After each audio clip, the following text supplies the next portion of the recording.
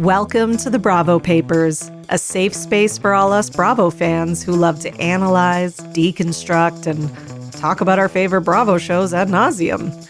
So join me, Bravo and Botox, and we'll catch up on all the Bravo news and read way too much into our favorite shows and Bravo celebrities.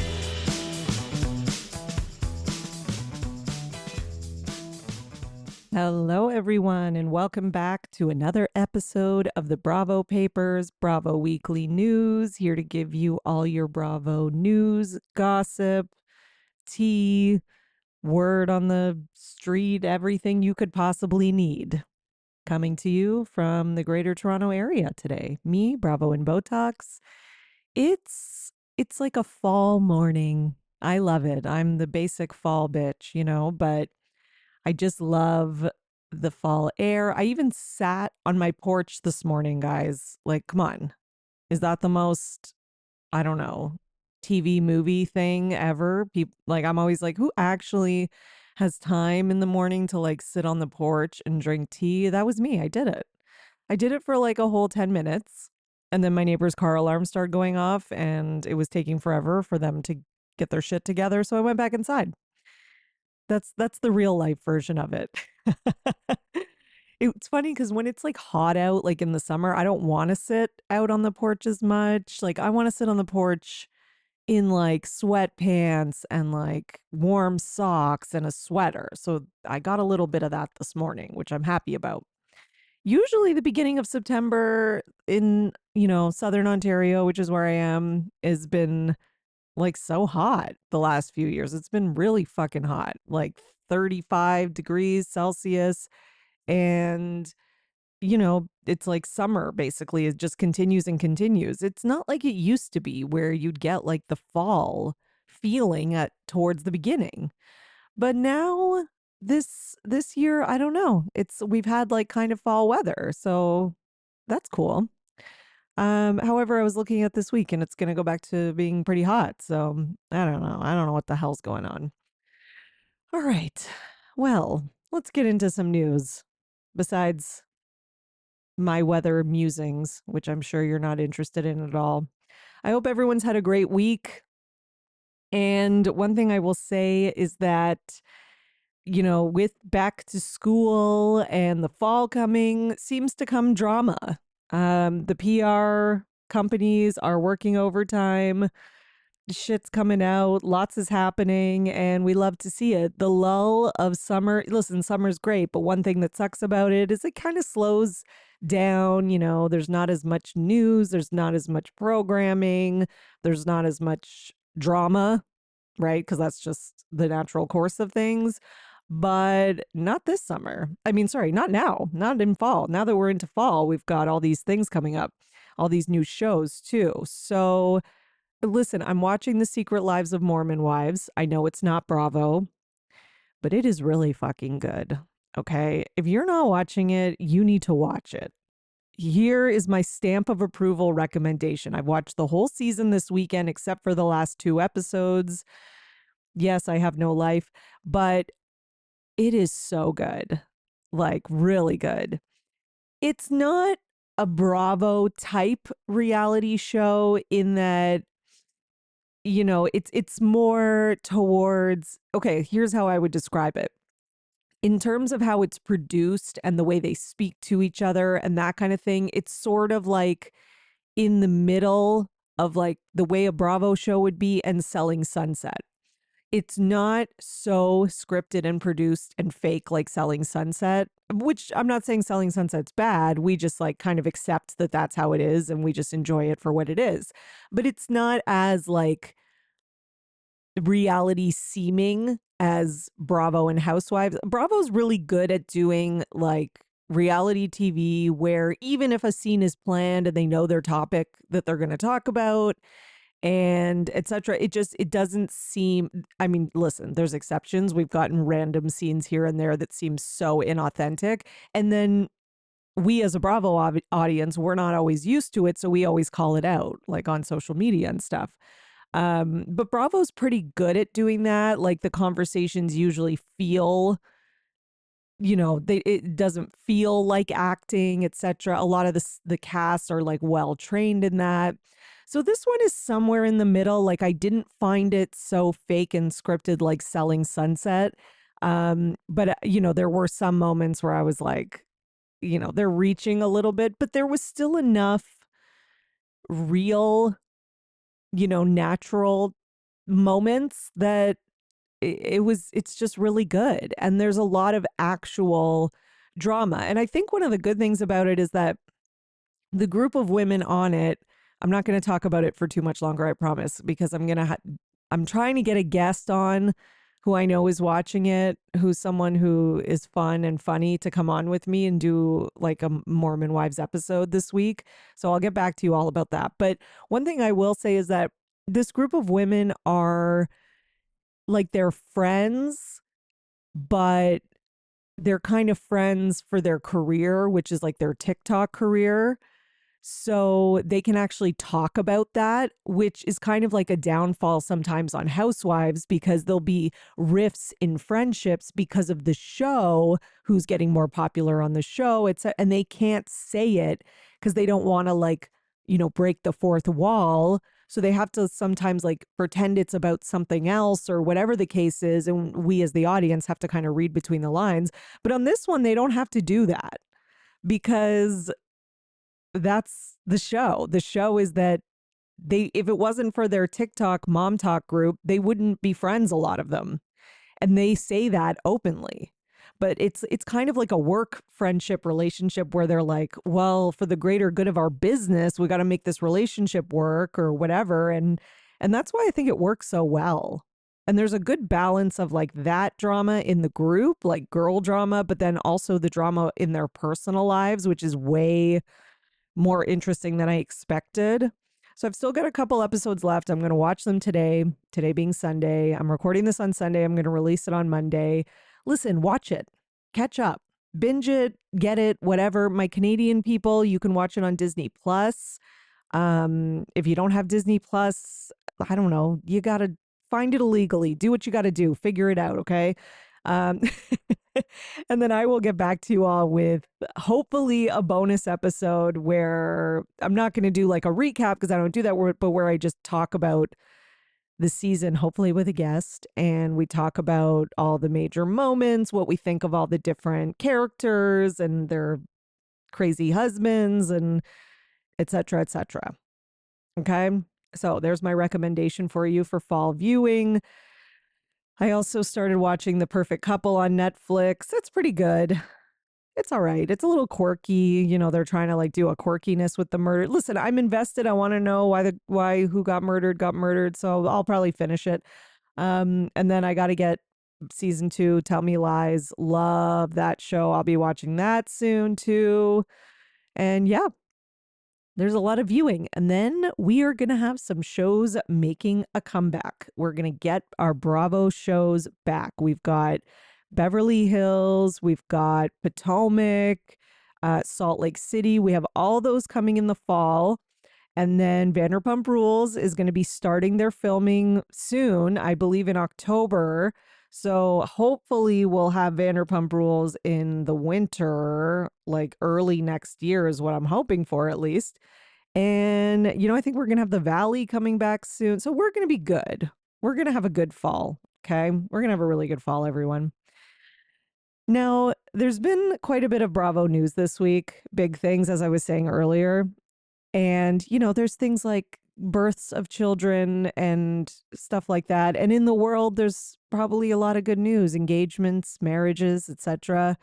But there is nothing better than this first piece of good news that I am going to bring to you all. The Real Housewives of Miami, Lisa Hochstein's ex-husband Lenny, has been dumped by his mistress/fiance, Katerina, whatever her last name is. I can't remember right now. So 1 year into their engagement, she has left him for a seemingly younger dude. I don't know if this younger dude is wealthy or not. She posted like a picture with him where they're on a boat, kind of like canoodling, kissing, whatever you want to call it. And, he looks like just like a regular guy. He looks much more age appropriate. I'll say that. But definitely way younger, obviously. So this is shocking. There were suspicions that they were breaking up because I can't, just people internet sleuthing, looking at the way their Instagrams were, that kind of thing. But this is like confirmation, this video with her and this new guy, like she posted it, all that kind of stuff. Now Lenny has confirmed the breakup as well. So Lenny told Page Six, this is the quote. He said, we recently ended our engagement. I have decided to move forward with my life. I have nothing but love and admiration for Katerina and her family. He is proud of her growth as a woman. Are you, though? Because her growth as a woman, I guess, told her to leave your ass. So I don't know. And then he said that he will be forever grateful for the time they spent together. Yeah, I'm sure. It's a nice PR answer. Oh, yeah. And Katerina, when she posted on her story, her and this guy, it said, "You jump, I jump." I get the impression that this woman is a little bit of a like, I don't know, she gets like infatuated with guys. She jumps like full, I don't know, pun intended, since she was talking about that jump thing, but she gets like fully invested and jumps in with these guys. And then, when the infatuation wears off, she moves to the next one. Because one thing that was kind of, something that people were pulling up was that she did come over here and she was married to this other guy. I think, if I remember correctly, I think he was Italian maybe or something. And she was even wearing like the same long black dress when we saw her first pictured with Lenny. And then she moved to Lenny. And now it's like not only are her and Lenny broken up, she's already got a new guy. Listen, so it could either be like she gets infatuated, it could be just the most evil answer, which is just like use the men for whatever you can get from them and then move on to the next. I don't know. Like I heard, or I don't know if this is true, but that she married the first guy maybe to get like citizenship or something. I don't even know. I got to go back and do some research, but even like the engagement, I'm like, did she got her teeth done? I think she might maybe got some plastic surgery done from Lenny. She definitely got some gifts. She got a nice ring. I don't know if she gave it back. I would love to know if she gave that ring back or not. But it's like, is she just like a con artist? Is she moving from man to man? Listen, if she is, I don't feel bad for them at all because they're assholes and they deserve it. Every single one of them deserves to get scammed. I don't feel bad for them at all. Sorry. If you stop thinking with your dick for a second, you might not get scammed. Okay. So there's that. But then on the other side, maybe it's not that. Maybe she's just an insecure, lonely girl who gets all of her, I don't know, self-confidence and stuff from men, and she doesn't know how else to be. Like that could be another thing. And it could be as simple as like, you know, the honeymoon period was over and Lenny's an asshole. And then she was like, okay, I need a new guy who's going to be nice to me. I have no idea. Okay. So it's very interesting. And it's an interesting kind of scenario because like we love this for Lenny. We love Lenny getting left by his mistress. I wonder if he regrets, leaving Lisa because he just seems like, I don't know, he seems like a little insecure man who needs like, like a woman to kind of like a young hot woman to like make him feel good about himself. But here's the thing. It's Miami. He has money. He's a plastic surgeon. He's going to have some new, he's going to have some new girl on his arm soon, I'm sure. So, but listen, I'm sure it's been a good week for Lisa in some ways, right? She's still with her tech guy who seems like a nice guy for all intents and purposes. She seems like they're together, they're happy. They posted a picture together. I think they were traveling somewhere. So, I mean, seems like Lisa's winning. And it seems like Lenny probably wasted a lot of money on this young Katerina girl. But again, no one feels bad for you, Lenny. Okay, let's go on to our next story. So next we have a story from the Valley. Actually, we have a bunch of stories from the Valley. The Valley is dominating this week because Mr. Jax Taylor has left the mental health facility slash rehab, whichever one we're calling it, which I'm going to get into that in a minute. But listen, this is what he posted. He posted a picture of himself sitting on a couch reading, which, listen, it's giving Larsa Pippen on The Traitors when they had that shot of her like reading that book and everybody was joking like there's no way Larsa's reading that book. Yeah, I don't think Jax is reading this book, but whatever. It's obviously in black and white because that looks more serious, right? This is his what's it called? Caption.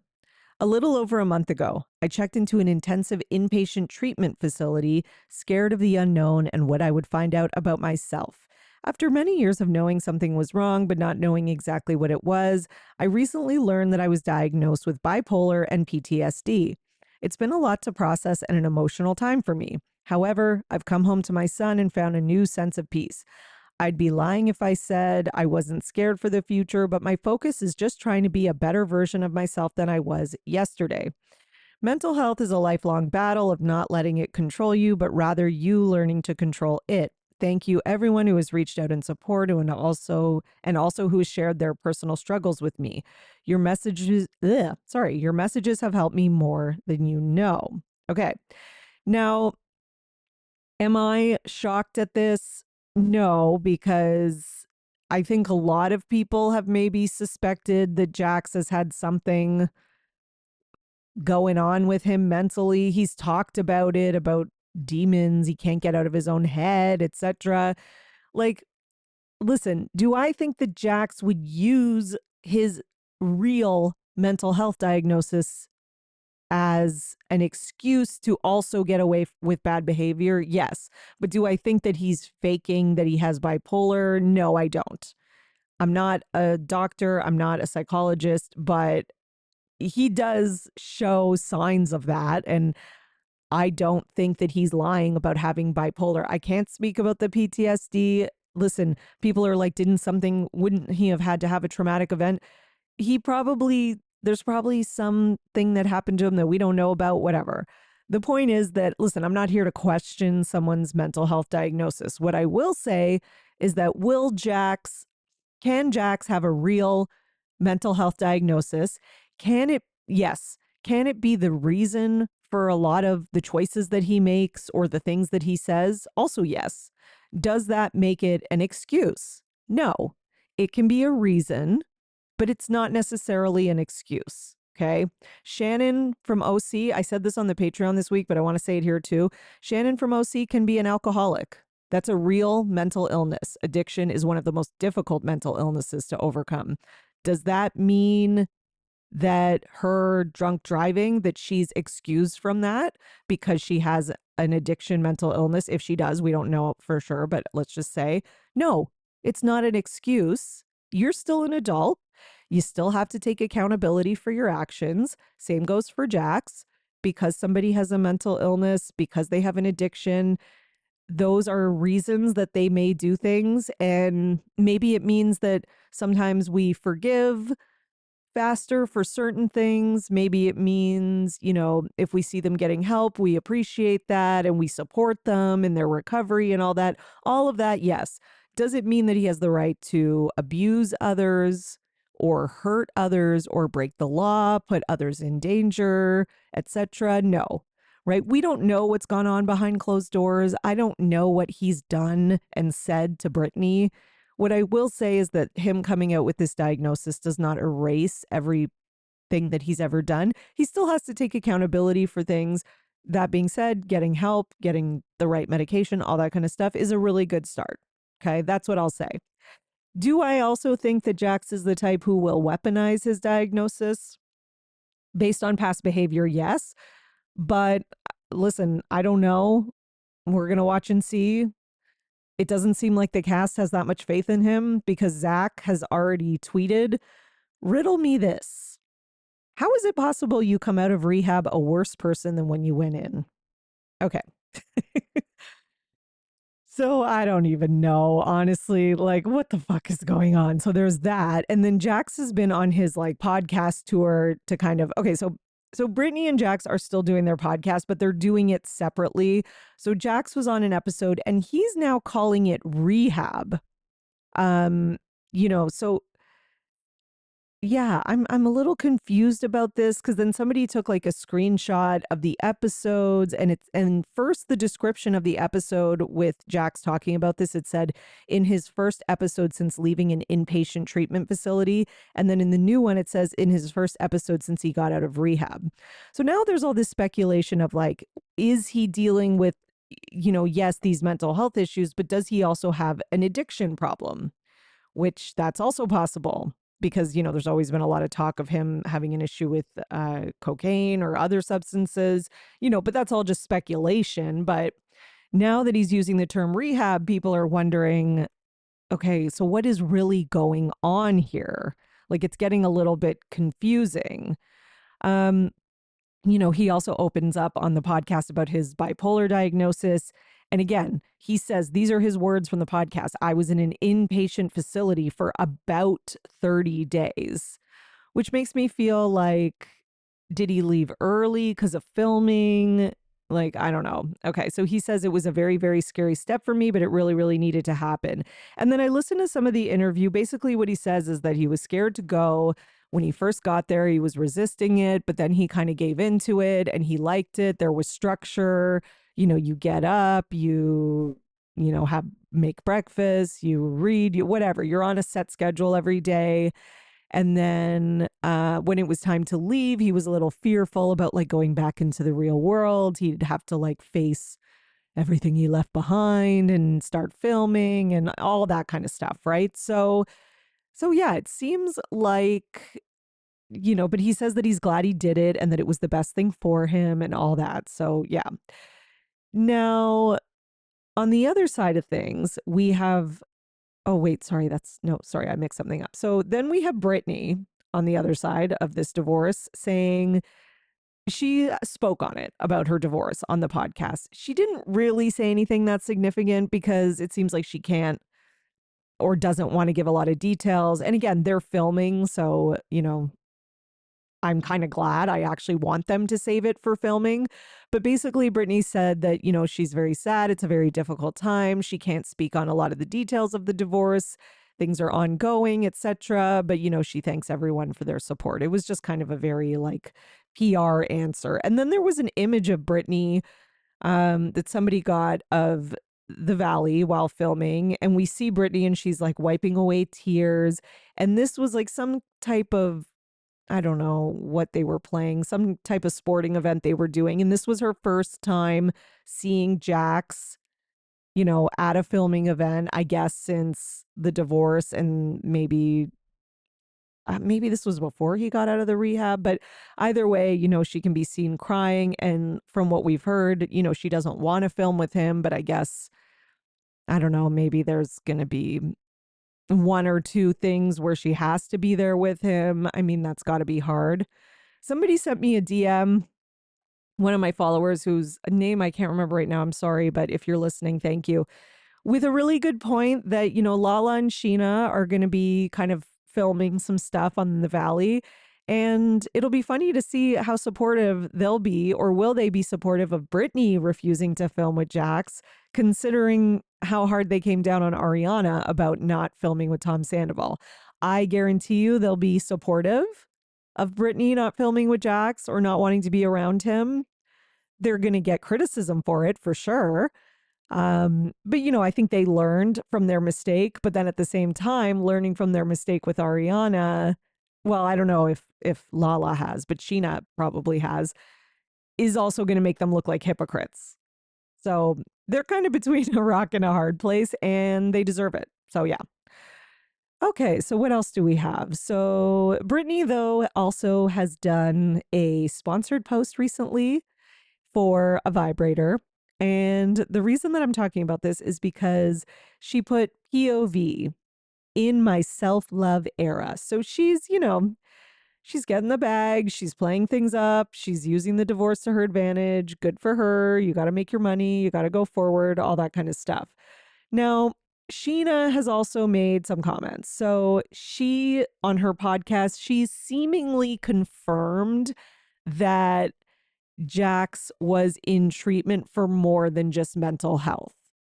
Okay. Because we know that Sheena and Lala, we know they can't shut their mouths. The only thing that shut up Lala lately is that she had her baby.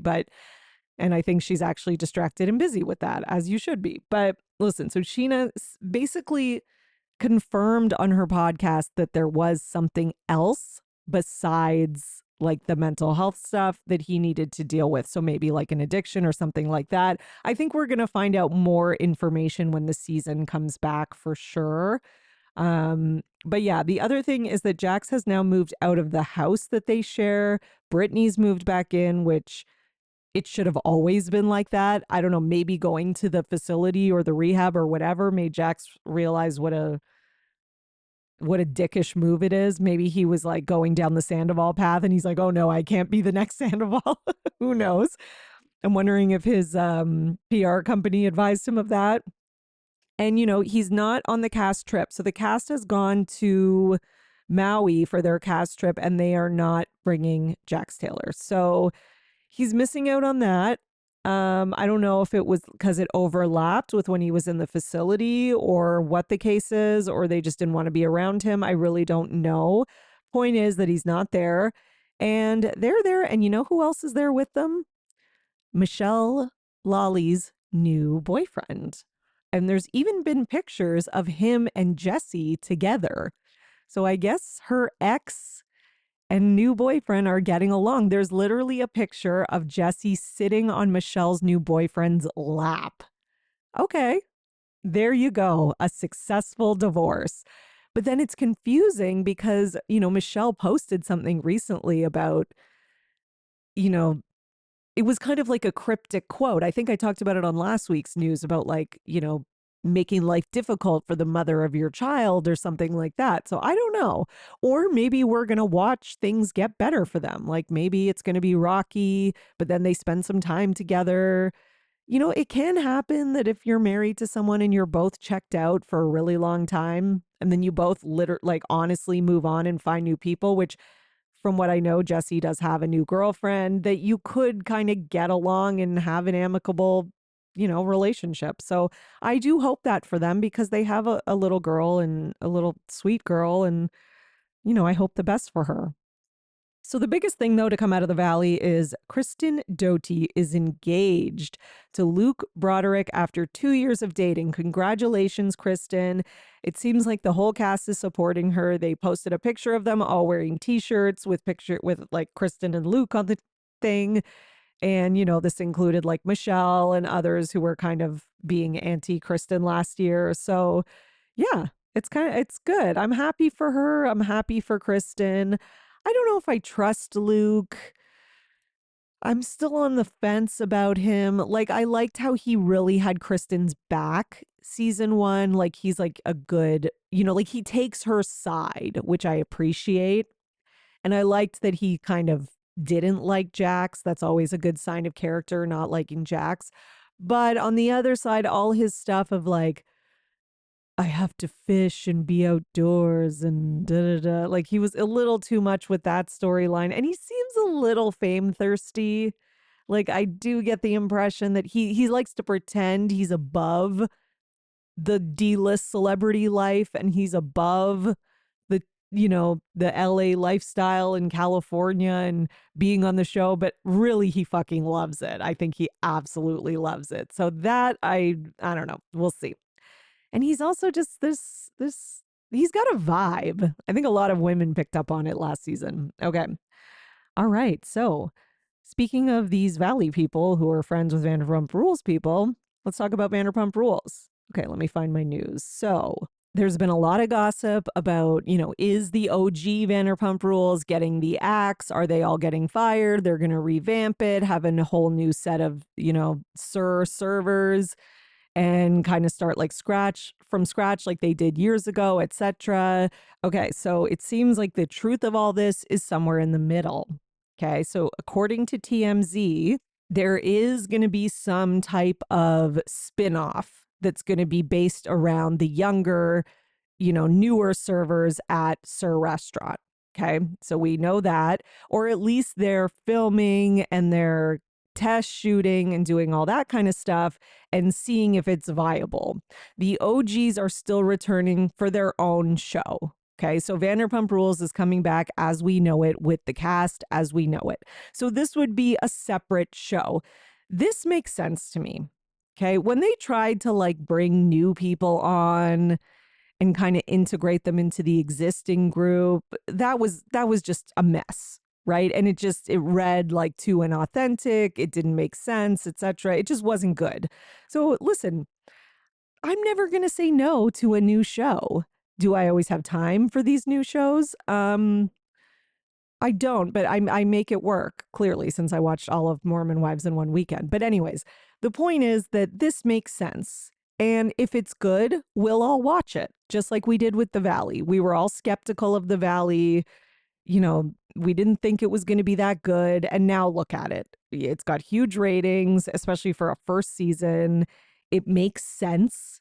It's this a real group of friends at a logical stage of life, which is like starting to move into the suburbs and having kids and all that stuff. And now it's about marriage issues, whatever.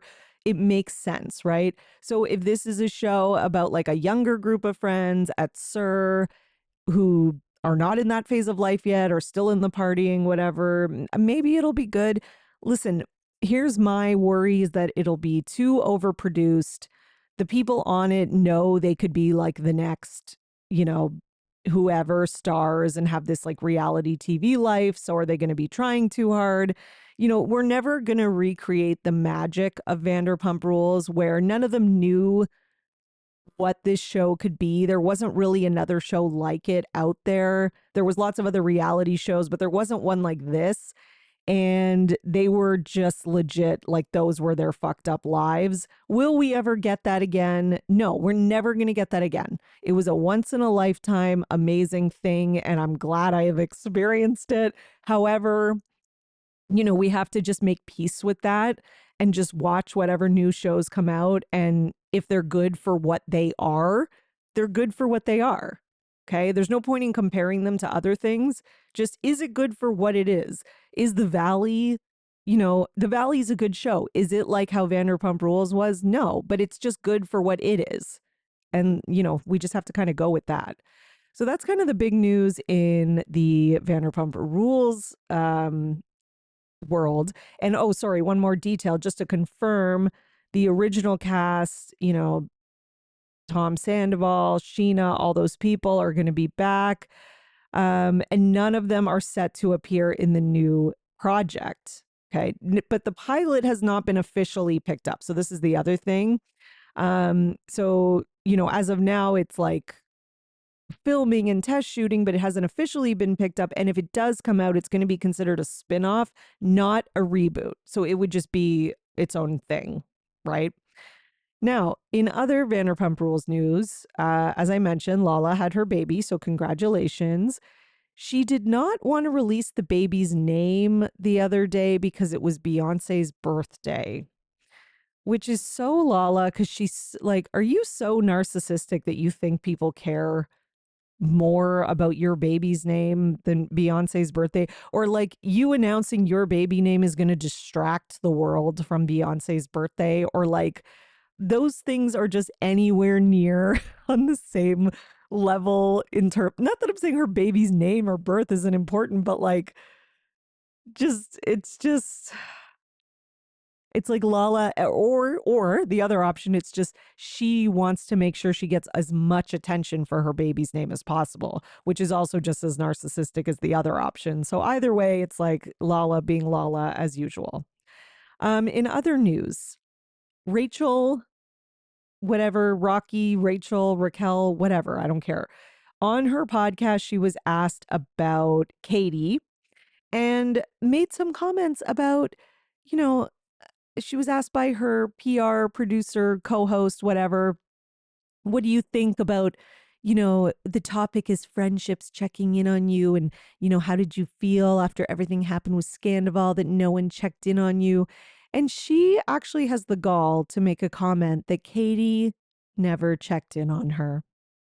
Katie, The one whose ex-husband you were kissing after she explicitly told you not to and that it would hurt you. Her mom even pleaded with you. And then you treated her like complete garbage all season. And yes, was Katie mean to Rachel as well that season? Yeah, but she had every right to be, and I stand by that till the day I die. But listen, I'm blown away.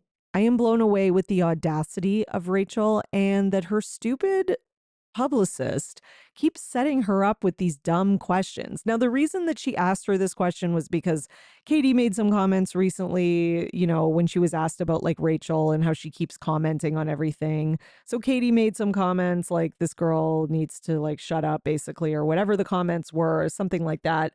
And now Rachel has to respond to that. So it's really just this reach for relevancy that, quite frankly, is getting old. Okay, so let's move on to our next topic, which is the Real Housewives of Orange County. Tamra and Vicky are making me tired. Oh my God. I do not need to see Tamra's post facelift face on my feed anymore. It's a lot. If you don't know, you're lucky. If you don't know what I'm talking about, you're very lucky. Consider yourself lucky. Tamra had a facelift and she wants to share every moment of it with us. For what reason, I don't know. Am I happy when someone's open about plastic surgery? Yes. Do I need to see every second of it? No. It's tough to look at, okay? Her face is like raw and scaly. It's just not good, okay? Anyways, so during all this, she's having a conflict with Vicky. So Vicky was on a podcast and was speaking out about basically Tamra's behavior. And she made a comment about Tamra's strained relationship with her daughter, Sydney. Okay. And just kind of saying, like, well, if it was me and if it was my daughter who wouldn't talk to me because of being on the show or whatever, and, if my doctor was estranged from me, I would be at her door knocking on it. I would do whatever she asked to make sure that we could mend our relationship, like this whole speech. Okay. So then Tamara responds and, she could have responded in writing, but again, she wants to make us all look at her post-surgery face. But she responds to Vicky questioning her relationship with her eldest daughter and basically says, actually, the show has nothing to do with it. And I can't believe you'd bring this up. And then she did write a comment that said, shut the fuck up, Vicky. My daughter has never said such a thing. Leave us alone, you miserable cow. So Tamara basically, in a couple comments, kind of confirmed by the audience that if you didn't know, the post that Sydney put on Facebook years ago saying, I wish my mom would stop talking about me on the show, Tamara says, no, it's one her dad did years ago. So I guess Tamara's trying to say that, her relationship or fractured relationship with Sydney is not because of the show. So there's a known post, okay, that Sydney put on Facebook. Well, allegedly, years ago. This was years ago, the first time this storyline came up after Tamara and Simon got divorced. And Sydney, Tamara's estranged daughter, basically wrote this whole, it was a long post where she's saying, I wish my mom would stop talking about me on the show, stop talking about our personal issues. That's all I've asked of her. Leave me alone, like that kind of thing. And since then, people have really held on to that. Like, your daughter has asked you not to talk about her, but you continually use it as a storyline. You bring it up over and over again. That's come up over the years. Now it's coming up again because Vicky brought it up and because I don't think Vicky was like the first person to think of it, because I've seen a lot of people commenting it on social media even before Vicky talked about it on this podcast. So Vicky talked about it. Tamara said, shut the fuck up. Tamara said, you don't know what you're talking about. That's Simon wrote that, which... Listen, that's an easy thing to say, I guess, as a mom who's alienated from her daughter, like to blame it on the dad because you don't want to accept that your daughter would maybe put that out there. Like, I could kind of see that. On the other side, I don't know. Maybe Simon was encouraging her to write that because he didn't want his kids on the show. Like, he wouldn't sign off on any of them being on it, right? So we had to wait till they were 18 or whatever. So I don't know what the truth is of that. But the point is that, I don't think Tamra bringing it up on the show all the time, or even asking her daughter this season, who is on the show, she's constantly asking her or trying to bring up her divorce with Simon. And her daughter's like, no, we're not talking about that. So it doesn't seem like Tamra's the best with boundaries. Let's just say that. Okay. So all of that happened. And then we have, Tamra going on and doing this whole big dramatic production where she's bawling her eyes out, but not really. Like she's like crying, but there's no tears. And she's like, you win, Vicky, you win. You can have my spot on the show. This is too hard. Don't talk about my daughter. Just shut, like whatever. She has this whole thing. A lot of people are like, it seems fake. I'm not going to lie. I watched it. It seems fake. Maybe it's the plastic surgery. I don't know. There's no tears. It doesn't, I just don't believe it. I really don't. And it's not just because I'm so soured on Tamra right now because of how she is with Shannon. It just seems like when you watch it, it's like a bad acting audition tape. Like it just doesn't seem authentic. So then Vicky claps back and says, it was never about the show. Stop lying about it. Oh, no, sorry. This was Tamra. Tamra also wrote this in addition to her crying video. It was never about the show. Stop lying about a painful situation you know nothing about, you vile pig. So why do two of my children not speak to their dad? Is that the show's fault too? Have some sympathy for a tragic situation that has destroyed a family. Do you want to go after my parents and extended family too? They have no relationship with her either. Don't you have an elderly person to scam, fake chemo appointments to make, or a small animal to sacrifice? Okay, so that was Tamara's clap back. And then Vicky clapped back again and was like, listen, I'm not trying to like go after your daughter in that situation. She's like, I'm just stating facts. Like the fact is that if I was in your situation, this is what I would do. I don't know. That was Vicky's defense. Does Tamara kind of have a point here? That Vicky doesn't exactly have, Vicky's maybe not exactly the person to comment on all this. Yeah, kind of, especially the way she sort of, I don't know, just ignored her daughter's pleas when Brooks was around, because we know Brianna was like, Mom, this guy's saying weird things to me. He's hitting on me. And it was just, yeah, Vicky did not handle that well. And Vicky does not have a clean history by any sense. But listen, at the end of the day, I think right now, Tamra needs to just shut up, which she can't seem to do. There's another interview that's come out where she's saying that Shannon should be praising Alexis Bellino for coming on RHOC because it takes the heat off of her DUI situation. That is the dumbest thing. I understand what Tamra's saying in the sense of like, okay, Shannon's becoming like the victim of Alexis, but at the same time, no one could have predicted that that would have happened, and it just as easily could have gone the other way.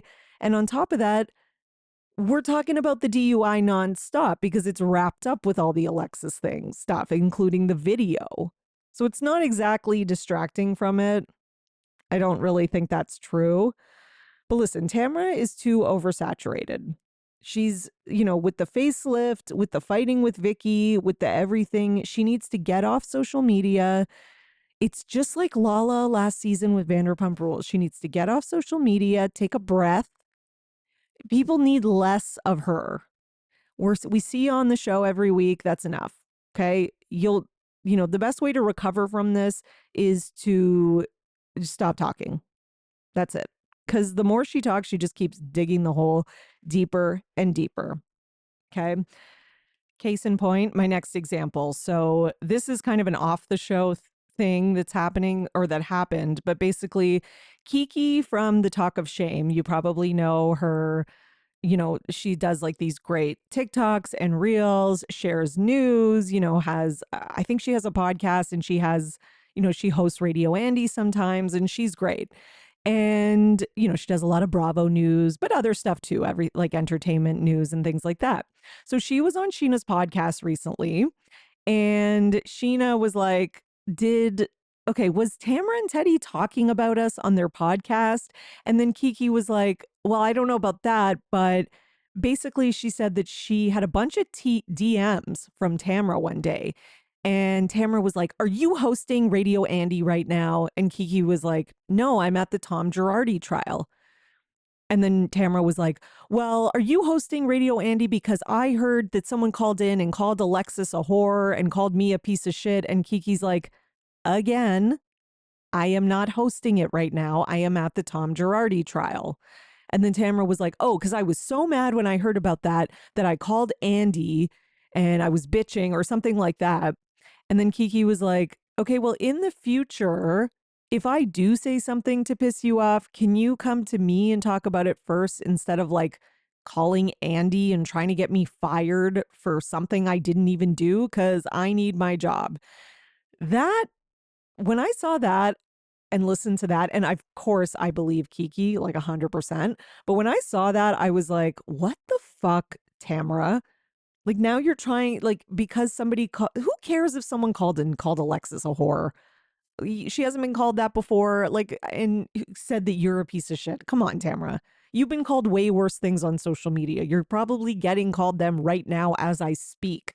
And you can't handle that one day because some person called into Radio Andy. And also, what, you're going to complain every time, a viewer or an audience member calls in his show or a podcast to say something about you? Like, this is what I'm talking about. Put the phone down, walk away for a second, take a breath, watch Secret Lives of Mormon Wives, like do something. Okay? Do something because you're losing it. You're spiraling and you're losing it. And now trying to get some person fired who wasn't even involved in it in the first place is just like, it's psychotic behavior, honestly. Okay. So, in case you're looking for a house, in case you really like Secret Lives of Mormon Wives and you want to move to Utah, by the way, Angie is selling her home. Angie's home is like one of those Bravo homes that you remember because it's so white and sterile. And she has that gigantic bed in her room that they all sleep in. But yeah, her mansion's for sale. It's for 4.5 million, 4 bed, 4 bath, 6,300 square feet. Okay. So just in case you're looking, I wonder where she's going. I want to see Angie's new house and her new design aesthetic because you know it's going to be good. Okay. You know it's not going to be like understated. Okay. And then another little announcement we have, because we have just like some little stories here, is that Phaedra is officially going to be on season 33 of Dancing with the Stars. Rumor was flying around for like a day, and then it was like officially announced the next day. Her and her partner announced it. I mean, the traders really worked wonders for Phaedra. She really got to showcase, her personality, her humor. She's got a lot of good like one-liners. Everybody loves her. Like my uncle and aunt who like don't know anything about Bravo, they don't watch any Bravo shows. They watch The Traders though, and they were like, we just love Phaedra. So listen, Phaedra has elevated herself. Now she's back on RHOA. So listen, this is why people want to get on shows like Dancing with the Stars, Traders, all those kind of shows, because it can, it can elevate your position and it can open you up to new audiences kind of outside of what, your usual audience. Okay. Now speaking of shows and filming and all that kind of stuff, by the way, I am getting an update that Southern Charm is going to be returning in December. So if you're looking for that, it is coming. And if you don't want to move to Utah and live with Angie or live where the Mormon wives are, you can buy Andy's New York City dream home for $14 million. And Ryan Serhant holds the listing. So he's on this new show, Owning Manhattan. It's terrible.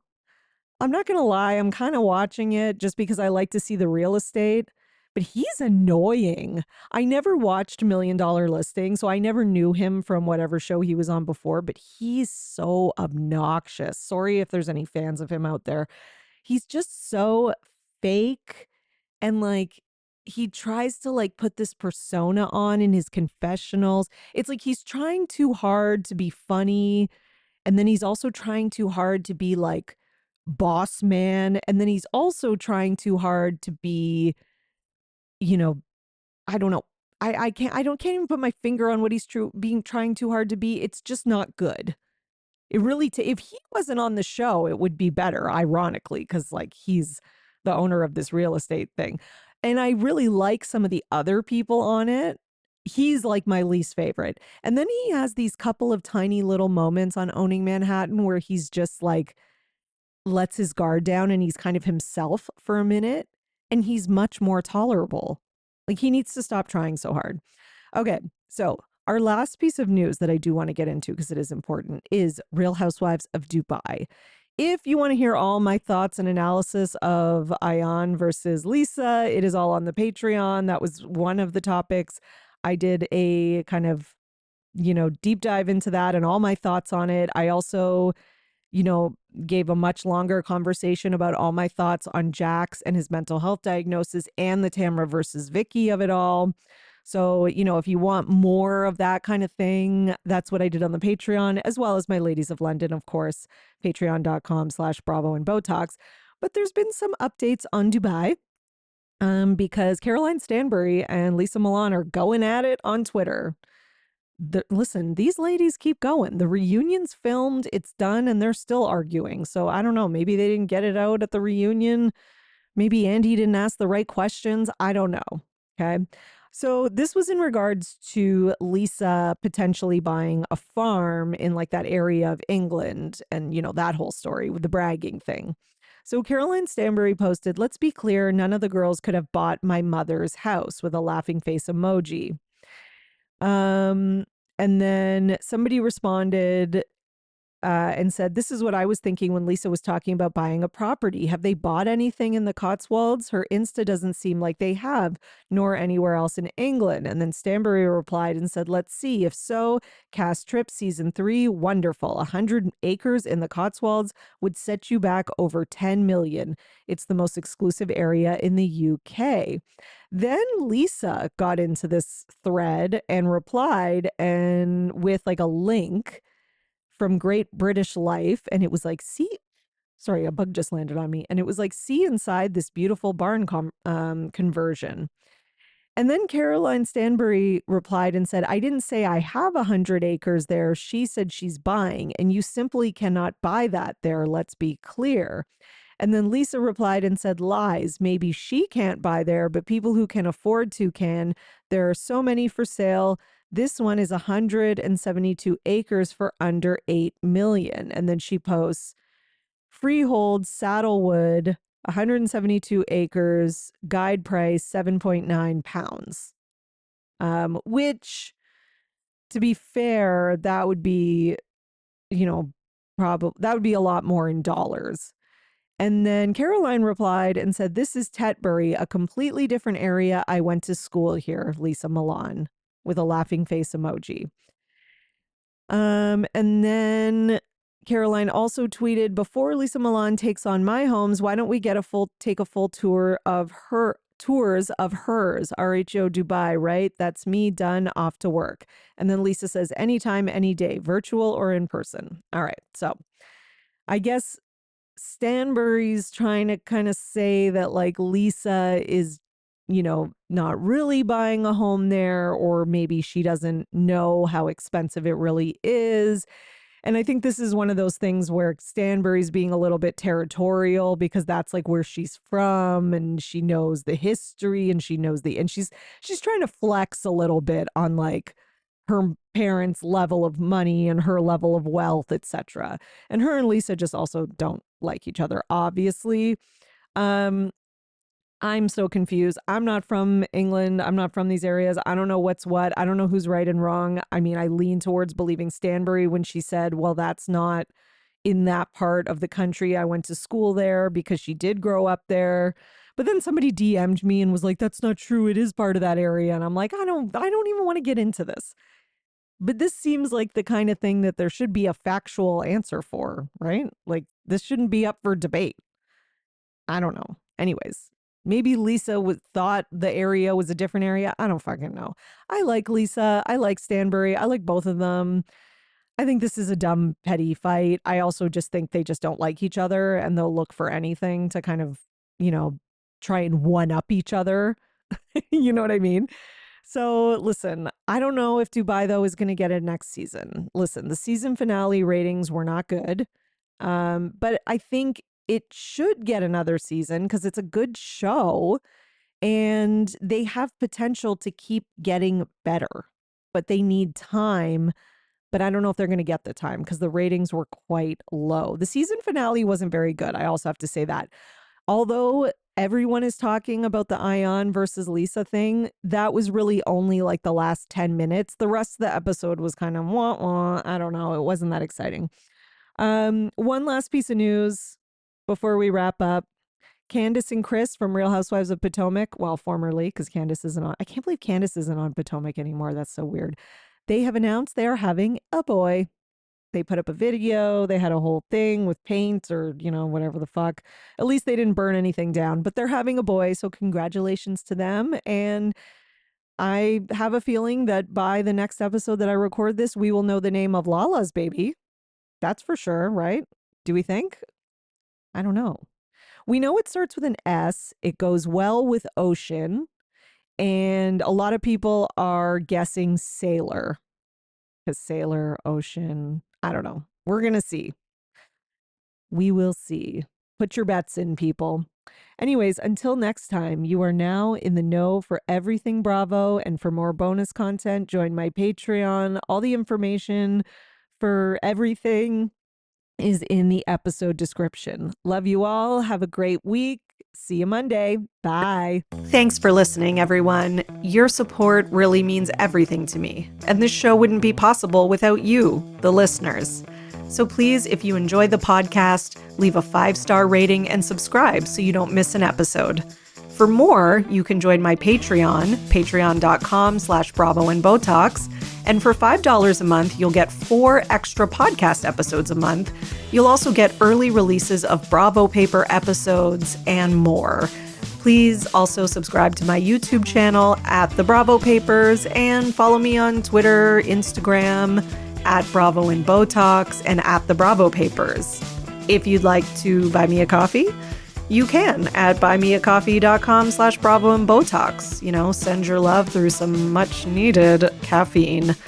And any guest that was on today's episode will be in the show notes, all their social media and contact information. So thank you so much, everyone. Keep overanalyzing Bravo.